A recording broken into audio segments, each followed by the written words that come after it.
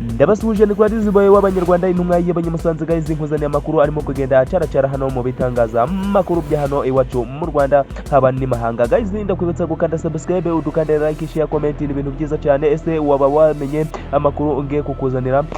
nimero ya mbere ni kwandikire muri comment ivuge ngo mbazaniye amakuru aya naya avuga ku cyamamare ni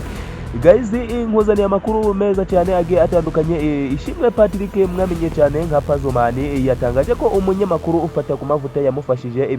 bikomeye ubwo yimurirwaga mu igororero rya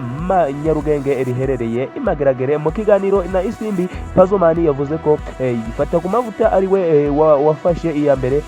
mu kuza kubahumuriza ndetse no kubafasha kubona ibyibanze bari bakeneye ubwo bagiraga imageragere bagashirwa mu kato hagamijwe gusuzuma niba nta ndwara yo kwanduza abandi binjiranye ni rwa Disboy w'abanyarwanda intumwa y'abanyamusanze guys niba wishimiye aya makuru ya Pazzo Man mwakunze cyane muri benshi nanje nkunda ni rwa Disboy w'abanyarwanda intumwa y'abanyamusanze guys dukandire subscribe dukandire like ni ibintu byiza biraza kudufasha ndabakunda cyane ciao